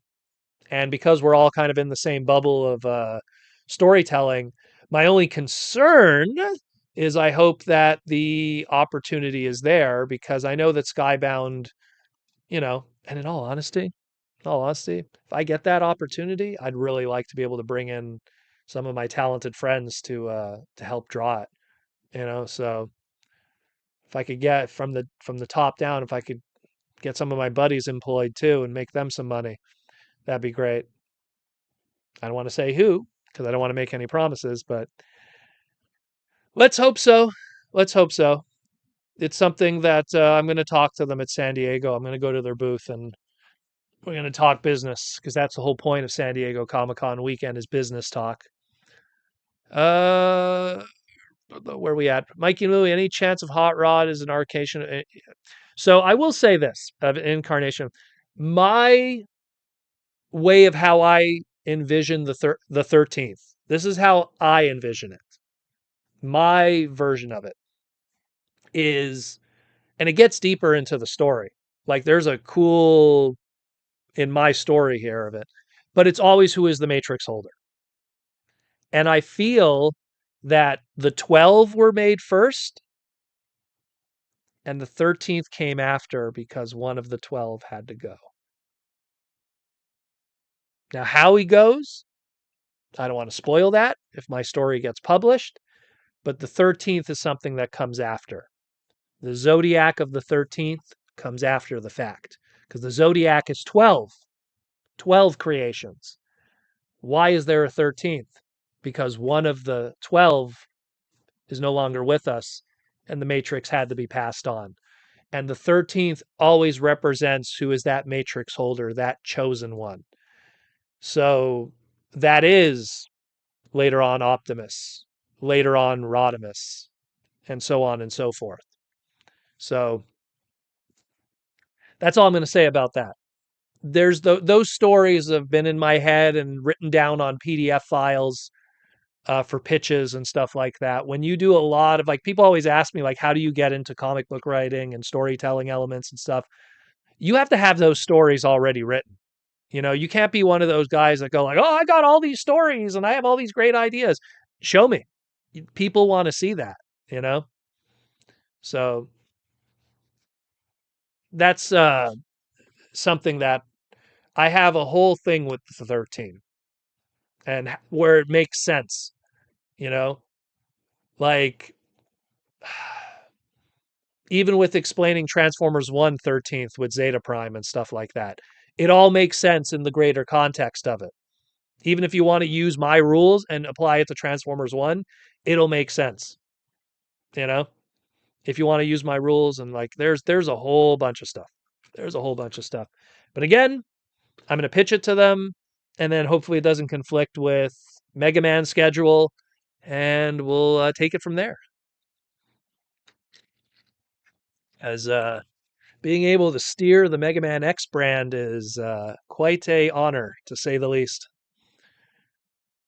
especially with my namesake. Mikey and Louie, we wrote a lot of Beast Wars and post Beast Machine stories. Well, always anyone, if you're someone who wants to do writing, always have that stuff, put it out there, get feedback, see what people think about it. You know, like if you like sometimes I always feel writing is in a vacuum and I like to show my stories even to people who don't understand Transformers, mostly because I could trust those people because I don't feel they're going to behind my back try to sell it or use it. But I show it to people that are not Transformer fans, that are more science fiction fans, just to get, and I ask them to be brutally honest. I don't want a friend that's gonna be like, "Oh, it's great, Daniel. I love it. It's perfect. Oh, yeah." No, I want something that's like brutally honest. If they feel that there's stuff, because and it's something that you only learn and grow from that criticism, and it's very valuable and important. Never surround yourself with people that are just going to blindly tell you how great you are. You know, that doesn't help you at all. It doesn't. So, and me, I am not someone that I would not have called a professional writer. I fell into it. It wasn't something I planned on. It wasn't something that I was, oh, I'm going to be a writer when I was in college, or I'm going to like, do that kind of stuff. All the writing I did was because of school. And I wasn't someone who like, I mean, the closest I've ever written to fan fiction was like some small little stuff during Beast Wars that was like limited at best on forums, you know? But I had a lot of ideas in my head and I had really good teachers. Again, I always give a shout out to Alex Milne, who taught me how to write my first comic book, you know? All those years ago, him giving me Reign of Starscream issue number 2, which he was working on at the time in 2008, and the script for Reign of Starscream issue number 2, and teaching me how to write a comic book based on that. So I always give Alex a lot of praise for that because those were my first opportunities. And of course, Josh Perez, who colored everything, and Matt Moylan, who did the lettering, all the DNA of Proto Man's early beginnings. And then doing that stuff and then meeting Jesse from Hasbro and getting to do character bios and stuff like that and getting to do a whole bunch of those across BotCon stuff, Combiner War stuff, club subscription service and club, Transformer Club stuff, all of those opportunities. But you don't learn from that stuff unless you create and learn and make those mistakes, you know? So that's always a cool thing about it. Mateus with the $5 super chat. Do you know how distribution for the Mega Man X comics is going to be outside of North America, or will there be a digital version? So right now, because of what was going on in the comic industry as a whole, Everything for the Udon brand and Capcom brand stuff is going to be done through a company called Lunar, which handles the DC books. So if you are outside North America, you might have to look for a distributor that does Lunar stuff. Failing all that, so Capcom and Udon's plan B with all of it, and you already see it already. So, because what's happening is every month is going to be a new Mega Man timeline book, right? So, in the month of May, this month right now, we have the original Mega Man series. I didn't write that one. That's a different crew of people. So, that's going to be on store shelves. I don't even think they have a date yet. It's going to be, I think, maybe around my birthday, maybe like one moment. Let me double check that. I just want to be sure. I don't want to speak out of term. Then we're like, what are you talking about, Proto? Okay. So, so the week before my birthday, May 21st, Wednesday, will be the Mega Man original series release. Now, after that comes out, those issues will be available to purchase physically on the udonentertainment.com website. So if you don't have a comic book store or a distributor in your country, you could buy it off of them and you will be able to get it directly from them. And what's cool about Udon Entertainment, and I bought stuff from them myself of non-Transformer covers, excuse me, non Mega Man covers of like Street Fighter and stuff. They protect it, they put it in a bag and board, and they put it in a comic care shipping thing so that it doesn't get damaged. They're really good with that. So it's something where uh, I would have to say that your best bet would be their store. Mega Man X, my book, will be June 18th. So it's kind of the same thing. So if you want my book, wait till June 18th. After June 18th, or if not, they'll do pre orders before that. It'll be on their website. And then you can pick it up that way. And they ship it amazing. And what I would suggest, in all honesty, and it's not me trying to sell more books, but I've noticed that when you buy 3 books, they put it in a cool shipping thing. But if you buy 1 book, they put it in the same shipping thing. So shipping's the same price for 1 or 3. So you could buy 3 books. And it doesn't have to be my book. Pick up like a cool Street Fighter cover or something. Because they'll have exclusive covers that are only available online. And they have a whole bunch of other cool stuff too.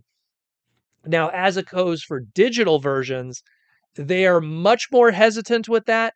They do that long after the comic is out of distribution, only because the unfortunate truth, and this is what hurt IDW, and I hate to say it, but I've talked with James about this, and it's true.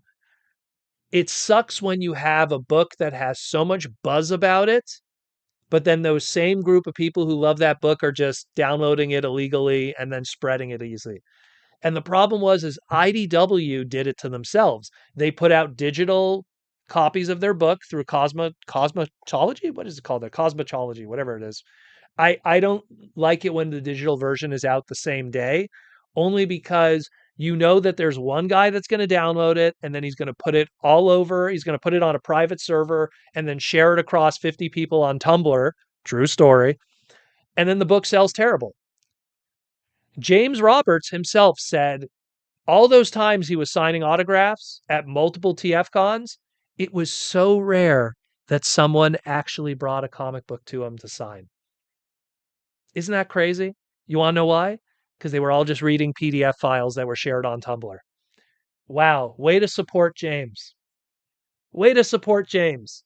I love Transformers More to Meets the Eye and Lost Light. I downloaded it for free off of Tumblr. Way to support James. And that's why that book did terrible. Terrible. You know? Doesn't matter if you like the writing or not. I agree. There's some areas even I wasn't a fan of James's writing and stuff, and I've told James, and me and James are buddies. But I'm not a fan of his Star Saber. Hate it. Hate it. But that being said, when even your own fans are just bootlegging the book, you're screwed. So we're very hesitant with digital copies only because you're almost encouraging people not to buy the books. You want to read the book? Go out and buy it. Support the creators. Let us know we like it so that we can make more. If people just bootleg it, do you have a right to ask for more? If everyone just downloaded an illegal copy of Transformers 1 and then we complain that we don't get a sequel, are we to blame? Of course. You know, money leads to more. Money talks. And it's the same thing with the comic book industry. And the comic book industry, because it's a easily bootleggable form, unfortunately, you don't want to give those people an opportunity to do that. So if you put out a digital copy, people are going to download it. Oh, now they have that PDF file. That is so easy to share. It's like 36 MB, and that you could put an email to like 50 people, and that's 53 sales that you just lost of your book that could have helped you, you know? So better to keep it that way. We're going to wait until a book is kind of less out of distribution. It's already done the sales that it could have made. And then we will put a digital copy out. All I could confirm is the free comic book day Mega Man book will get a free digital copy put out on Udon's website in the near future. But that also doesn't hurt sales. It's a free comic book. So it's kind of a different story. Mike and Louie still haven't read The Lost White. We need to get on that. Well, again, if you enjoy it, it's out there. You could pick up the issues. There's a collected ones. James gave me something really interesting. Let me grab it here. I don't know what this is. It's a Treasury edition. Did he even sign this? He didn't even sign this. Sign this? I don't even think he signed. It's funny because here's a post-it. Death of Mortem Meets the Eye Part 1. That's James's handwriting. I think it's a post-it from when we were at his table. And I think it's still on it. He gave me this as a gift. And I have no idea what this treasury. It's like an oversized version. He didn't even sign it. What the hell? I should have asked him to sign it. Anyways, whatever. Nice little gift from him. He signs weird stuff. He gave me a G2 carded Constructicon and he signed it. I was like, okay. Uh what is my favorite Transformers comic storyline? Uh Simon Furman Primal Scream leading into the Matrix quest with Nightbeat, going to the end of issue number 80 of the G1 Marvel books. That's probably my favorite all-time Transformers storyline. Although I really like War Within and what Dreamwave was doing. I really like that early part of the Armada books. And ironically, I love what Simon Furman just did with what I just mentioned with those late G1 Marvel books. I hated when they brought Simon into the Armada books. I think that's when the Armada books started to suck. But the early Armada stuff with Dreamwave, with my boy here, Dulor and the crew, love it. Love that stuff. The early stuff. Regeneration was amazing. I have the individual copies and the trade paperbacks of Regeneration. Love, love, love Regeneration. Gee, I wonder why. Love Regeneration. Great book. Again, Simon Furman. You know, fantastic book. You know, um, Simon does some of the best Transformer stuff, but again, War Within, fantastic. What else was really good? What else was really good books? I liked some of the one shots. I really like Spotlight Blur, Spotlight Cup. Spotlight Hot Rod was kind of crap. The Drift miniseries wasn't too bad, mostly because I have bias because I helped with that one, but I liked it. I only helped with ghost editing in the end, but the story itself was very good. Dreamwave did a lot of really good stuff. I loved what Dreamwave was doing. That's why I kind of hate that Dreamwave stopped because they were on the right path in terms of storytelling. The Dreamwave Transformers crossover with G.I. Joe, that's fantastic. That we're now finally kind of getting figures of and stuff. That was really good. Um, there was a lot of good stuff. LCO 7 Regeneration since I finished. I need to go back and reread it. Yeah, it's really good. It's really, really good. It's really good. Like No joke, I legit bought those books as singles, as floppies, and then I was like, man, this is so good that then I bought the trades afterwards just because I wanted to have like the extra stories because you get like an extra story in the back. See? Here, let me show you. And you get like all this cool extra art because of all the. See, here's the extra stories from Simon Furman, and then It Never Ends from Andrew Wildman, and then Feelings, and like there's all kinds of cool little things. So here's the Kings of the Shadows, the little Ravage side story. All this like bonus material. I don't want to spoil the ending, but great book. Great book. Again, fantastic stuff. And I mean, you can't go wrong with Simon Furman and Andrew Wildman. Like that's a legendary duo. How much did I pay for this? 19 bucks. This is mind you, this is issue. It's you could get one, two, three, four, the full run, trade paperback, or pick up if you could pick up the floppies for cheap. I'm pretty sure no one wants the floppies anymore if you could get the back issues. Great stuff. Great books. What else was good? I'm trying to think of some other really good stories. You know, the manga stuff too. How could I forget that? Pick up those, like even the Transformer manga stories are fun, you know?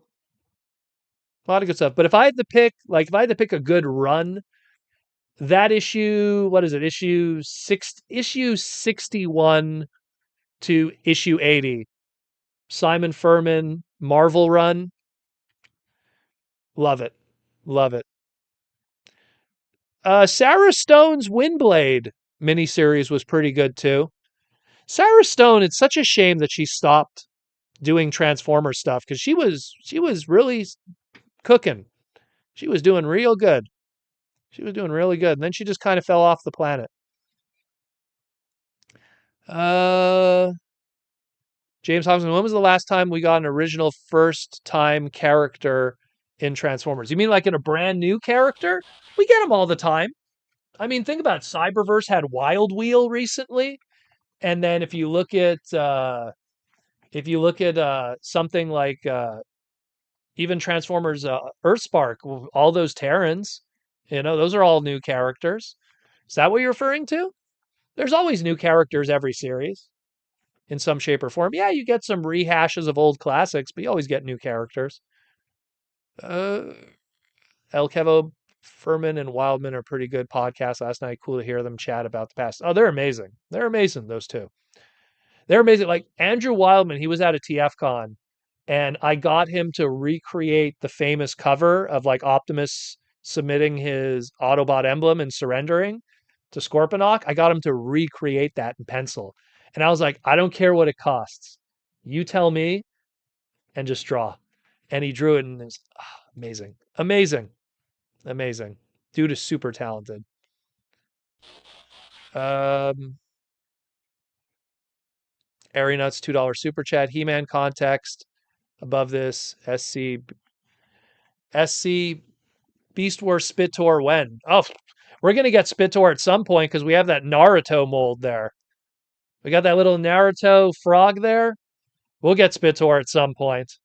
They're waiting for when they can't use when that mold is kind of like distanced itself, and then we're gonna see it for sure. They're not gonna waste the time on that tooling. They're gonna use it.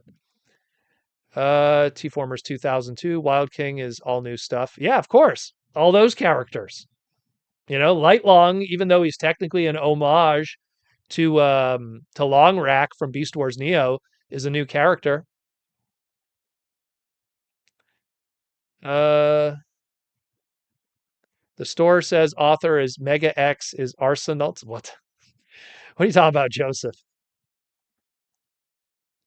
Arsenal, like weapons, although it's spelled differently. Uh, Mikey and Louie, that's the man, the myth, the legend, right here. But like I mean, there's always new characters every single time. Cyberverse had new characters prior to Cyberverse. Robots in Disguise 2015 had new characters. You know, there's always a whole bunch. They always there's never a Transformer series that they don't introduce somebody new. There's always some kind of fresh take, or they'll take a trademark that hasn't been used properly. Like give an example, like Transformers Prime, right? The trademark Arachnid existed before, but it was a Beast Wars playset. And then they're like, hey, why don't we take that trademark that we used only for a Beast Wars playset?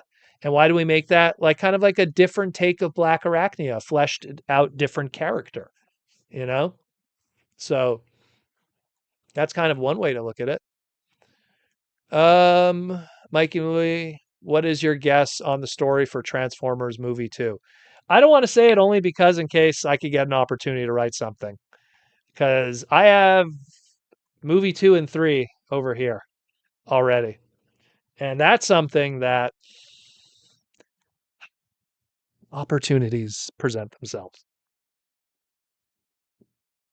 Never give away that milk, that big Hollywood movie milk that some other guy could steal and put as his own name. Let's just put it that way. Learn the story of Captain N the Game Master and how one Nintendo Power employee was screwed out of thousands of tens of thousands of dollars because he shared his idea with his higher ups at Nintendo Power. What a terrible story that is. But it's a lesson for creatives. James Hopkins, I think more characters that blend in and become mainstream, like Prime B or even Windblade. Well, I mean, a good example of like new characters that end up becoming staples. I mean, look at Bulkhead, you know?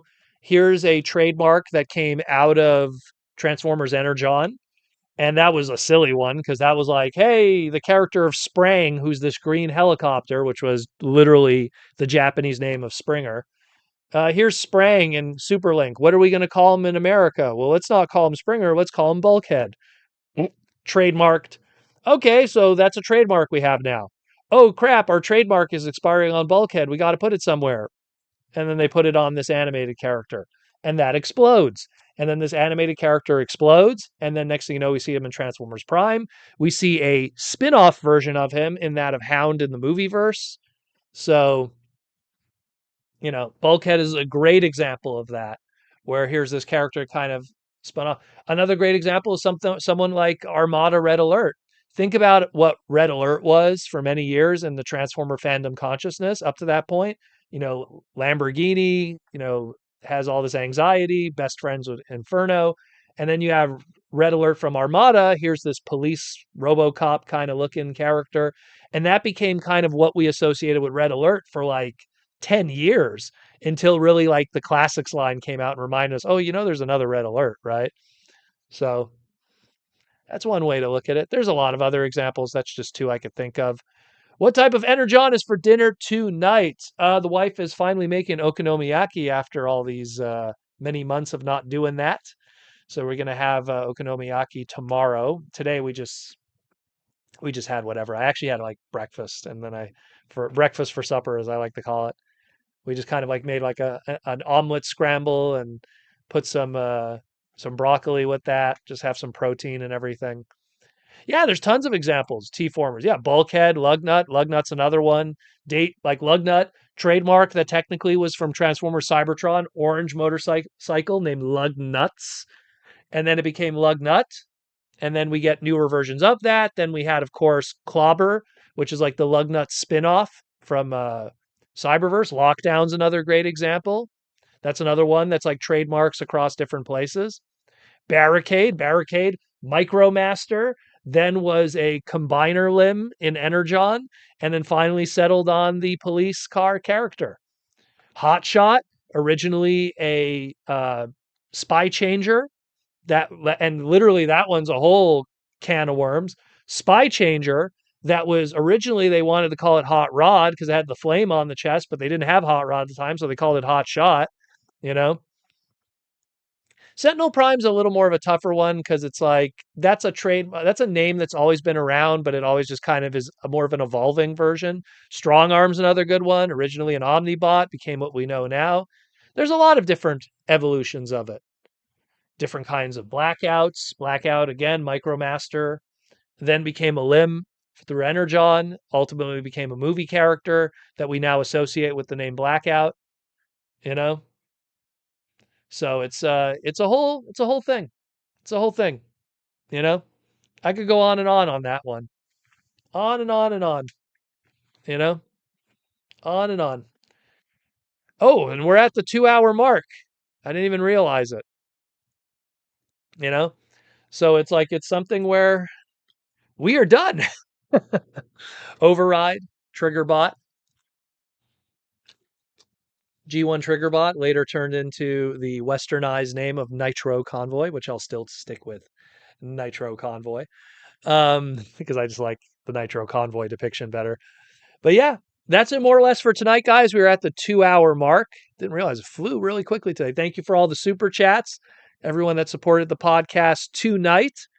If you want to continue supporting the podcast, again, we have the Patreon link down below. Come join us on the Patreon. We can hang out in the Discord, or we try not to stress out and worry about the craziness in the world. We share Transformer news, we share Transformers lore, translations, all kinds of cool stuff. Sales, most importantly, sales. Sharing sales so we could save money on our crazy hobby, especially in how crazy the prices are getting today. But yeah, check it out, yo. Again, Patreon, all of that. Go check out my sponsors, Symbiote Studio, Hasbro, and of course, go watch the Toy Armada with Aaron Archer. Go check all of that great stuff out. Aside from that, once again, we had a fantastic live stream tonight with you beautiful people. I am going to relax, chill with the family and the cats and everything like that. Play some video games tonight. I've actually been revisiting a little bit of Mega Man just for fun because now I'm getting all nostalgic writing all this stuff. So I've been revisiting some of the games. But yeah, a lot of great stuff. Thank you all. A lot of great questions. Thanks again for the super chats. And I'll talk to you tomorrow. Maybe, possibly, or Monday.